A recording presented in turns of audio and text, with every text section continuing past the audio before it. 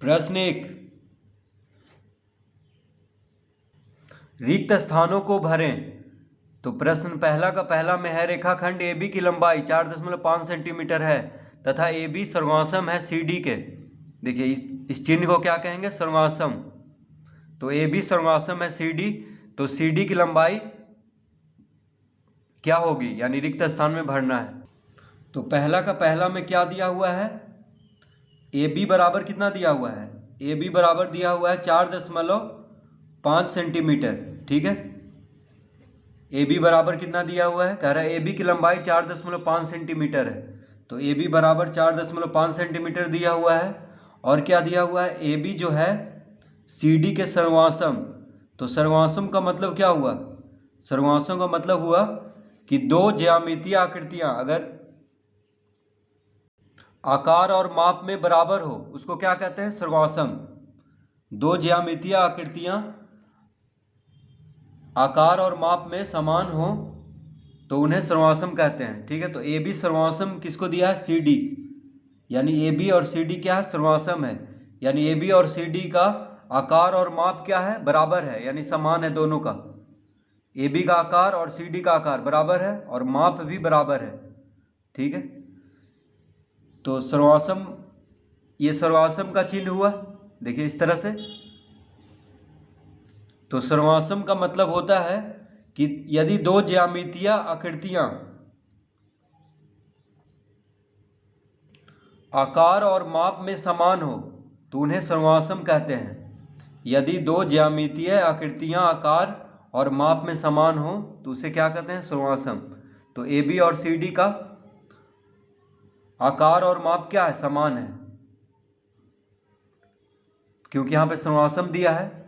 A B सर्वांसम है C D के, तो सी डी की लंबाई, तो सी डी की लंबाई क्या हो जाएगा, तो सी डी बराबर भी 4.5 सेंटीमीटर हो जाएगा। तो ये कैसे होगा, क्योंकि ए बी दिया है 4.5 सेंटीमीटर और ए बी सर्वांसम है सी डी के। देखिए ए बी सर्वांसम है सी डी की, यानी ए बी का आकार और सी डी का आकार बराबर है, यानी माप में भी बराबर है, आकार में भी बराबर है और माप में भी।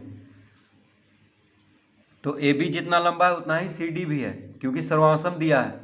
तो ए बी 4.5 सेंटीमीटर है तो सी डी भी 4.5 सेंटीमीटर हो जाएगा, क्योंकि सर्वांसम है। सर्वांसम मतलब आकार और माप में ये दोनों बराबर है। ठीक है, तो सी डी भी कितना हो जाएगा, 4.5 सेंटीमीटर, क्योंकि ए बी 4.5 सेंटीमीटर है। तो इस तरह हम पहला का रिक्त स्थान में क्या भर देंगे, सी डी बराबर, यानी सी डी की लंबाई 4.5 सेंटीमीटर होगी। तो बस इतना भरना है, देखिए 4.5 सेंटीमीटर, इतना ही भरना है। ये बस समझाने के लिए हम इतना लिखे हैं। तो रिक्त स्थान में भर देंगे 4.5 सेंटीमीटर पहला में। अब दूसरा, दो सर्वांसम वृत्तों में, देखिए दो सर्वांसम वृत्तों में से एक वृत्त की त्रिज्या 2.8 सेंटीमीटर है तो दूसरे वृत्त की त्रिज्या होगी। तो क्या कह रहा है, दो सर्वांसम वृत्तों में से एक वृत्त की त्रिज्या, यानी दोनों वृत्त क्या है, सर्वांसम है। तो सर्वांसम मतलब क्या हुआ कि उसका आकार और माप क्या है, बराबर है। सर्वांसम मतलब आकार और माप दोनों वृत्तों का क्या है, बराबर है। ठीक है, तो दो सर्वांसम वृत्तों में से एक वृत्त की त्रिज्या 2.8 सेंटीमीटर है तो दूसरे वृत्त की त्रिज्या होगी कितना हो जाएगी, 2.8 सेंटीमीटर।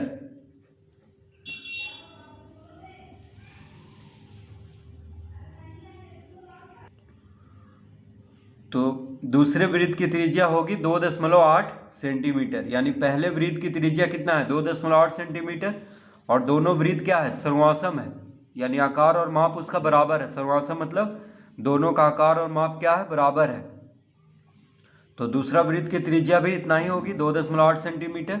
तो रिक्त स्थान में हम क्या भर देंगे, 2.8 सेंटीमीटर। ऐसे देखिए वहाँ पे सेंटीमीटर लिखा हुआ है। ठीक है, तो दूसरे वृत्त की त्रिज्या होगी 2.8 सेंटीमीटर, सेंटीमीटर लिखा हुआ है। ठीक है, तो बस हम रिक्त स्थान में क्या भर देंगे, 2.8, सेंटीमीटर वहाँ पे लिखा हुआ है, रिक्त स्थान के बाद लिखा हुआ है, तो रिक्त स्थान में बस हम भरेंगे 2.8 सेंटीमीटर। तीसरा, आयत ABCD सर्वासम है आयत PQRS के, और यदि AB बराबर 3 सेंटीमीटर तथा BC बराबर 2 सेंटीमीटर तो PQ बराबर और QR बराबर। तो क्या दिया हुआ है, देखिए आयत ABCD सर्वासम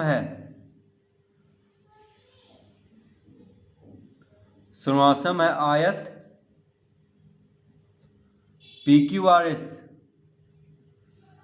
तो सर्वासम का मतलब क्या हुआ कि दोनों का आकार और माप बराबर है। सर्वासम मतलब क्या होता है कि दोनों ज्यामितीय आकृतियां का आकार और माप क्या होता है, बराबर। तो यहाँ पे दोनों आयत है ABCD और PQRS, और दोनों सर्वासम है। तो सर्वासम मतलब क्या हुआ कि दोनों का आकार और माप क्या है, बराबर है। दोनों का आकार और माप क्या है, बराबर है। ठीक है, यानी जितना आकार का ABCD है आयत ABCD, उतना ही आकार और माप का आयत PQRS है। तो ये दिया हुआ है हमें। और देखिए क्या दिया हुआ है, यदि AB बराबर, तो AB बराबर कितना दिया हुआ है, 3 सेंटीमीटर। AB बराबर 3 सेंटीमीटर कॉमा, तथा BC बराबर 2 सेंटीमीटर। BC बराबर 2 सेंटीमीटर। तो AB बराबर 3 सेंटीमीटर, BC बराबर 2 सेंटीमीटर, ये दिया हुआ है। तो इसको देखिए हम इस तरह समझेंगे। तो आयत ABCD, मान लीजिए ये आयत है ABCD, ठीक है, मान लेते हैं ये आयत है ABCD, ठीक है। AB कितना दिया हुआ है, 3 सेंटीमीटर, देखिए सेंटीमीटर में है 3 सेंटीमीटर, और BC है 2 सेंटीमीटर, BC है 2 सेंटीमीटर। और एक और आयत है PQRS,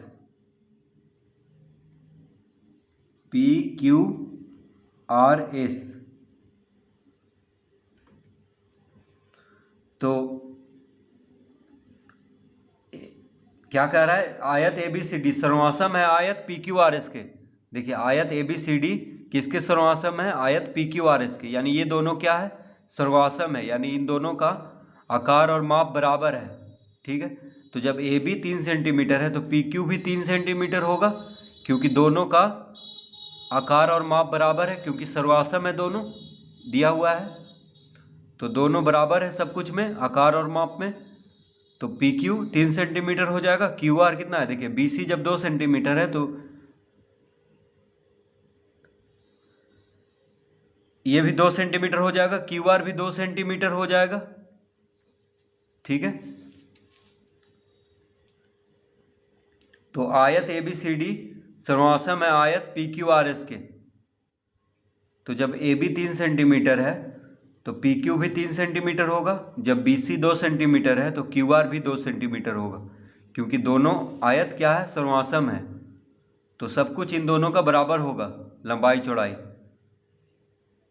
तो इसका हम रिक्त स्थान में, ये तो बस समझाने के लिए हम इतना लिखे हैं, तो रिक्त स्थान में हम क्या भर देंगे, तो PQ बराबर हो जाएगा 3 सेंटीमीटर। तो PQ बराबर क्या भर देंगे,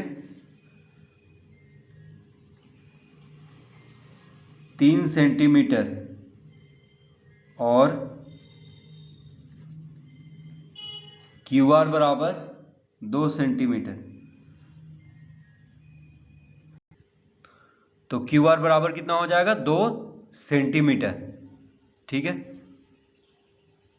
तो PQ बराबर, यानी रिक्त स्थान में क्या भरेंगे, देखिए PQ बराबर दिया हुआ है, फिर रिक्त स्थान है, तो रिक्त स्थान में 3 सेंटीमीटर भरेंगे, और QR बराबर 2 सेंटीमीटर।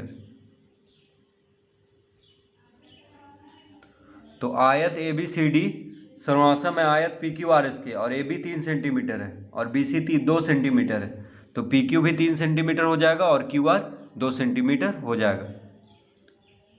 तो इस तरह हम इसको रिक्त स्थान में भरेंगे। प्रश्न 4, दो वर्ग सर्वासम होते हैं यदि उनकी लंबाइयां बराबर हो। तो इसका रिक्त स्थान में हम क्या भर देंगे? तो दो वर्ग सर्वासम होते हैं यदि उनकी भुजाओं की लंबाइयां बराबर हो। यहां पे हम क्या भरेंगे? भुजाओं।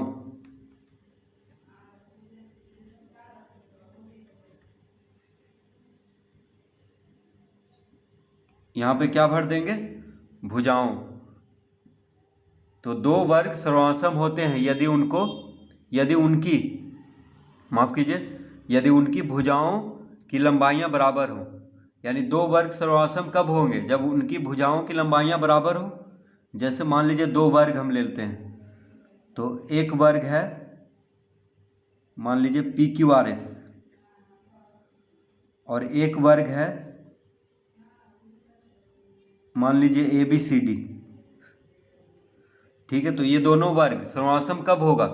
जब दोनों की भुजाओं की लंबाइयां बराबर होगा, क्योंकि वर्ग में सभी कोण जो होता है अंदर वाला 90 डिग्री का होता है। वर्ग का सभी कोण कितना होता है? 90 डिग्री का। तो अगर भुजा भी देखिए, अगर मान लीजिए ये 2 सेंटीमीटर है, ये भी 2 है, वर्ग में सभी भुजा बराबर होता है। ठीक है, मान लेते हैं ये 2 सेंटीमीटर है, ये भी 2 सेंटीमीटर है। ठीक है, यहाँ पे सब सेंटीमीटर में है। 2 सेंटीमीटर 2 सेंटीमीटर 2 सेंटीमीटर। तो ये दोनों सर्वासम कब होगा? जब इसका भुजा भी सभी भुजा 2 सेंटीमीटर का होगा।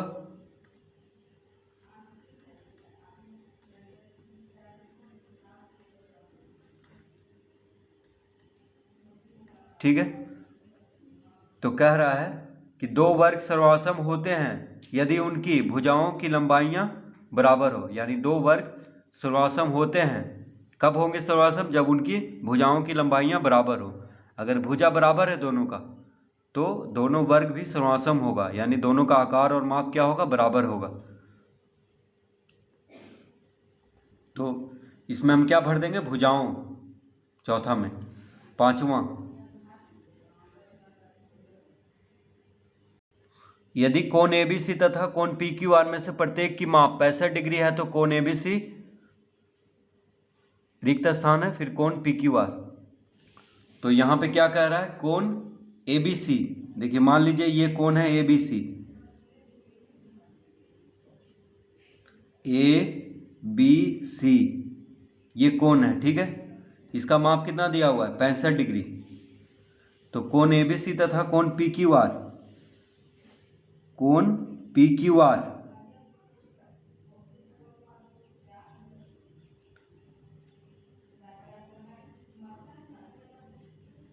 PQR, तो कोण ABC तथा कोण PQR में से प्रत्येक की माप 65 डिग्री है। कितना है? 65 डिग्री, यानी दोनों का माप है 65 डिग्री। तो कोण ABC, तो कोण ABC ये रिक्त स्थान है, फिर कोण PQR।